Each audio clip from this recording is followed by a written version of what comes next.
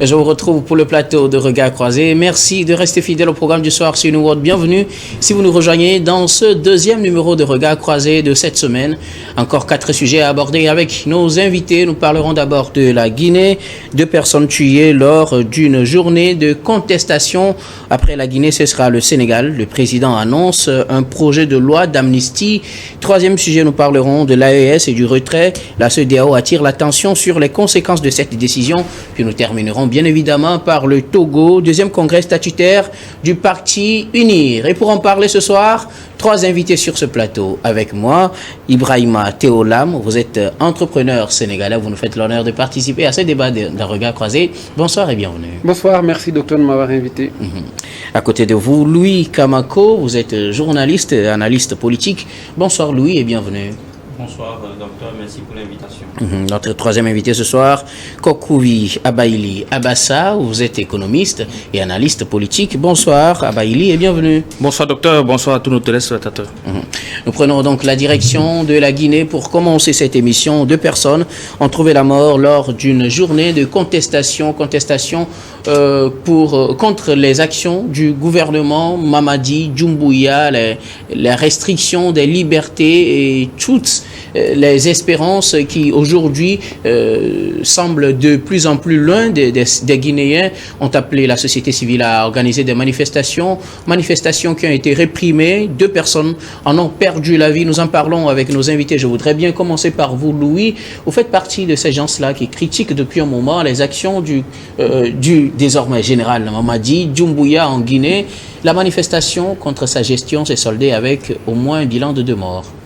Oui, mais je ne critique pas en fait, je dis les choses telles qu'elles sont. Et malheureusement, je l'ai toujours dit que ce qui se passe en Guinée, c'est que les Guinéens sont en train de vivre le revers de la médaille. C'est-à-dire que le côté néfaste en fait du coup d'État aujourd'hui, c'est-à-dire que quand le coup d'État, les gens ont toujours dit que c'est comme un mariage. Et après la lune de miel, il y a le désenchantement. Donc c'est là où les couples font face en fait à la réalité. Il y aura des beaux jours, il y a des mauvais jours. Malheureusement, c'est ce qui se passe avec les Guinéens aujourd'hui, avec le colonel Doumbouya qui leur avait promis ciel et terre, qui disait qu'il était venu justement pour balayer la maison. Et je me rappelle toujours que dès la prise de sa fonction, il disait que la justice sera la boussole de son action gouvernementale, c'est-à-dire que tout ce qu'il fera, il y aura la justice de côté. Et donc, toutes sortes d'injustices sera désormais bannies et que les droits de l'homme seront totalement respectés en Guinée. Mais malheureusement, quand vous voyez aujourd'hui, c'est le contraire qui se produit avec des médias qui sont brouillés, des médias qui sont bastillés. Vous voyez qu'en lieu et place en fait d'un programme habituel de médias, c'est la chanson des forces d'armée qui est jouée. La liberté d'expression n'est plus d'actualité. Les gens n'ont même plus le droit de se manifester. La preuve, vous l'avez dit tout à l'heure, que lors de cette manifestation, des jeunes ont été tués à balles réelles. On a tiré sur eux à bout portant. Et un jeune de 18 ans a également perdu la vie lors de cette manifestation. Donc ça veut dire que ce qui se passe aujourd'hui, il y a un grand fossé entre ce que vivaient les Guinéens lors de Alpha Condé et de ce qui se passe aujourd'hui avec le colonel Doumbouya. Donc le fossé il est très grand, le fossé il est abyssal. Donc je pense qu'avec le colonel Doumbouya, la Guinée est en train de retomber dans les mêmes travers. Parce que je le dis, parce que aujourd'hui quand vous voyez ce qui se passe avec les médias, on ferme les médias pour des raisons inavouées, on ferme les médias, on vous dit tout simplement que le média a été fermé pour des raisons de sécurité et on ne donne pas plus de détails. Je pense qu'il n'y a qu'un despote qui peut se faire ça. Et donc je pense que Mamadou Doumbouya est justement en train de passer à côté de la traque. Je disais à l'époque qu'il a disjoncté, c'est-à-dire disjoncte parce que quand vous voyez ce qui se passe aujourd'hui dans les autres pays où les militaires sont au pouvoir, ils font un effort en fait justement de remettre le pays sur les bons rails. Je parle du Mali, du Burkina Faso, du Niger. C'est des gens qui font des actions salutaires et qui est applaudi à chaque moment par la population. Mais en Guinée, c'est le contraire. Mamadou Doumbouya se donne le droit. C'est pourquoi vous le verrez même aller descendre dans les écoles et se permettre même de coiffer certains élèves. Donc je pense que c'est déplorable pour les Guinéens et je pense que ce qu'il y a lieu de faire aujourd'hui, c'est que Mamadou Doumbouya revoie sa copie et devienne un bon patriote. Alors, Abaïli Abassa, ces syndicats ont appelé à une grève illimitée par rapport à la situation. Plusieurs réclamations, liberté pour les uns. On se rappelle de cette condamnation le vendredi. Meilleures conditions de travail, meilleures conditions salariales. Grève générale illimitée, ce qui a commencé lundi est déjà à l'entame. 2 morts sont annoncés dans la foulée. Oui, 2 morts, c'est de trop. Ces 2 mois plus d'une situation économique vraiment très délétère au niveau de la Guinée. La population guinéenne subisse vraiment une partie amère de ce coup d'État. Et ce n'était pas le contrat entre la population et Mamadi Doumbouya qui avait fait croire à la population au départ que ce coup d'État va régler beaucoup de choses. Nous avions pensé au départ, après ces sorties médiatiques, après le coup d'État, qui va essayer vraiment de balayer un peu la maison, d'assainir un peu l'économie de la Guinée, essayer de restaurer un peu la confiance entre le pouvoir et la population avant de passer la main. Mais nous constatons que d'abord, il se donne le titre général. En plus, il commence par proposer en toute humilité, il a d'abord refusé avant d'accepter. Donc, ce n'est pas une première aussi. Hein, pourquoi il n'a pas maintenu ce refus jusqu'au bout? Il n'est pas obligé de refuser jusqu'au bout. D'accord. Déjà, c'est un faux pas pour lui sur le plan politique. Et au-delà de ça, ce que les Guinéens sont en train de vivre actuellement, sur le plan économique, il y a de l'inflation. Ce que la population subissait avant, c'était encore mieux que ce que Doumbouya est en train de servir actuellement. Donc je me dis quand même que c'est de trop et il risque de faire plus mal avec cette dissolution de ce gouvernement qui s'est produit il y a quelques jours. Et en plus, rien n'est fait directement pour prouver à la population qu'il a toujours la main solide sur le pouvoir. Nous comprenons qu'il veut aller vraiment un peu plus loin, c'est-à-dire un peu plus dur avec la population. Et ces manifestations, une grève générale illimitée qui a été lancée tout récemment, cela me rappelle quelque chose qui s'est passé au Togo et attention à lui s'il ne sait pas faire. Aujourd'hui, le monde va plus vite. Le fait de couper l'internet, de fermer les médias, tout ça là ne va pas empêcher les Guinéens que nous connaissons très bien de revendiquer leurs droits. Ils feront par tous les moyens. Tirer à balles réelles sur des jeunes, sur des manifestants, c'est qu'on est allé au-delà des limites. Et il doit comprendre qu'il a franchi vraiment le Rubicon. Il n'a qu'à essayer de calmer un peu la situation, appeler la population au calme, mais aller très rapidement dans des actions concrètes pour essayer de soulager un peu la population. Alors, Théodame, la situation en Guinée est telle que les syndicats ont appelé à des grèves illimitées, des grèves qui ont commencé ce lundi. Le bilan de cette journée, 2 morts en Guinée. Vous savez, moi, ce qui me fait très mal, à chaque fois qu'il y a des difficultés en Afrique, quand on compte les morts, il n'y a jamais les filles et les fils des autorités qui gouvernent le pays, ni les opposants. Vous direz qu'ils tuent leurs enfants?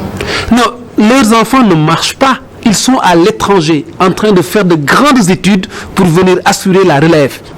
En Afrique, si tu es ministre de l'enseignement supérieur, tu crées un programme pour les enfants du pays, tu prends ton enfant, tu le fais sortir du pays en lui disant qu'ici le programme n'est pas bon. C'est pour les enfants du pays. Toi, tu es mon enfant, je te fais partir à Londres, tu vas faire les grandes écoles pour venir encore les diriger. C'est comme ça que ça se passe. Des privilèges, donc... non, en fait, quand on est ministre, on doit consommer dans le pays où on est ministre.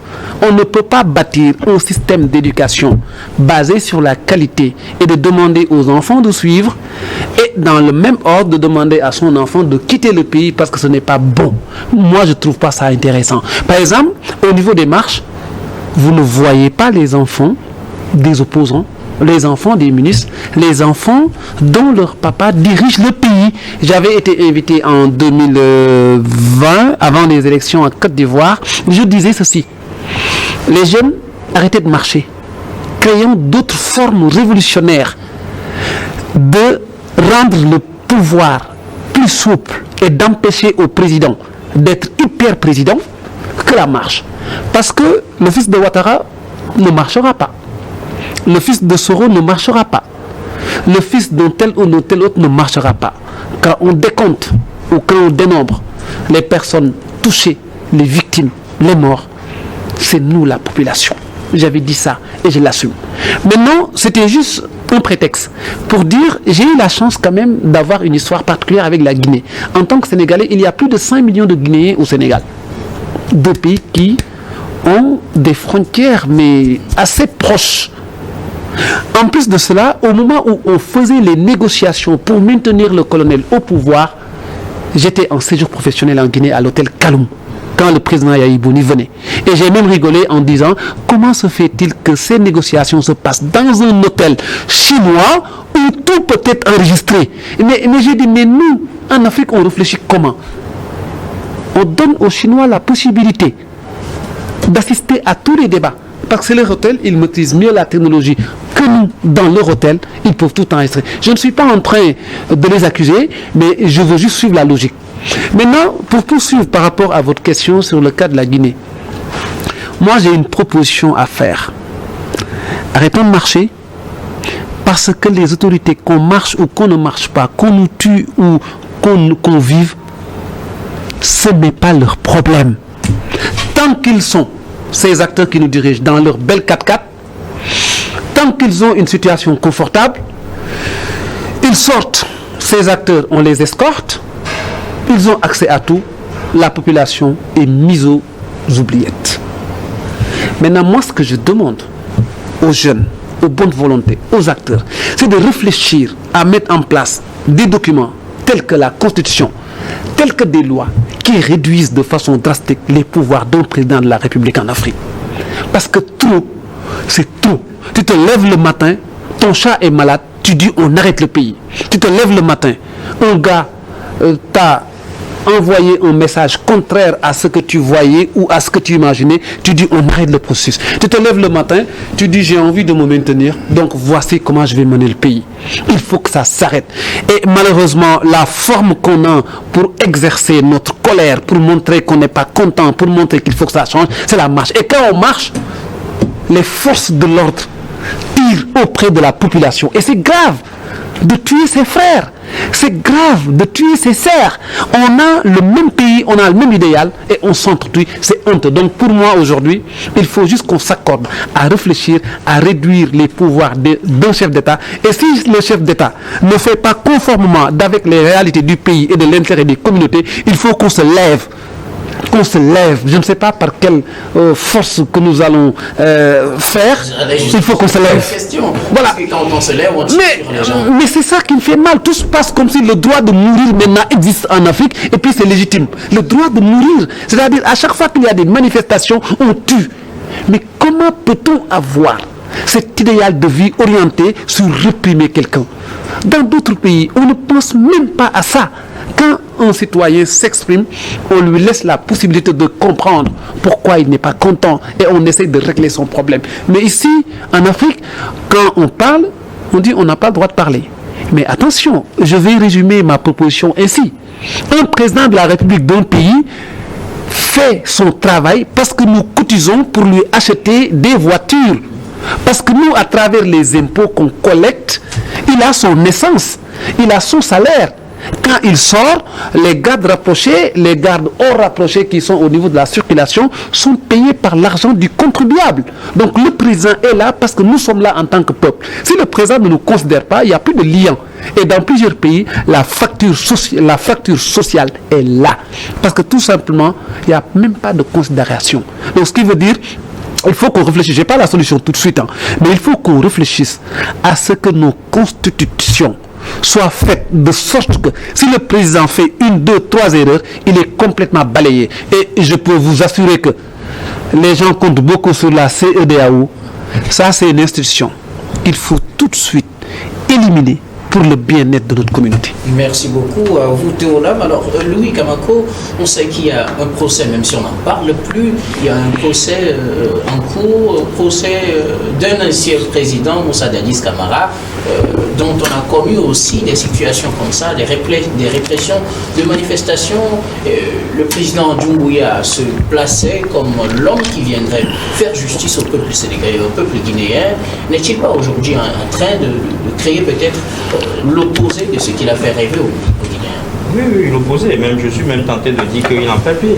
Parce que, quand vous voyez, je le disais tout à l'heure, que ce qu'il fait là, c'est extraordinaire. Parce que jamais les Guinéens ne sauraient imaginer qu'un jour, ils allaient tomber dans les mêmes travers que... Mais c'est un militaire tout de même. Oui, c'est un militaire, mais ça ne lui donne pas le droit en fait de bafouer aujourd'hui le droit des Guinéens.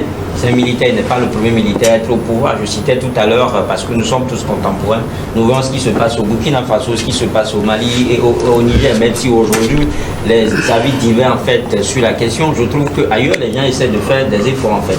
C'est-à-dire quand vous avez une population qui à un moment donné a acclamé, a été euphorique de ce que vous avez fait, c'est-à-dire qu'ils ont perpétré un coup d'État, et pour les Guinéens c'était salutaire. C'était salutaire parce qu'en face il y avait un président qui nourrissait en fait troisième mandat. Il y avait un président qui en fait manifestait l'envie de peut-être de mourir au pouvoir, et quelqu'un venait. Non, il a juste commencé un troisième. Il a commencé un troisième mandat et on ne sait pas quand est-ce qu'il va finir. Mais c'est ce qui se passe aujourd'hui.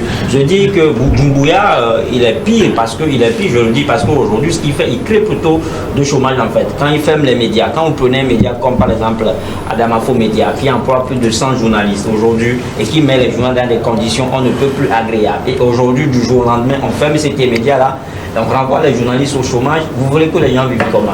Et on note aussi la précarité des Guinéens. Donc je ne sais pas pourquoi quelqu'un qui se dit patriote peut se comporter de la sorte.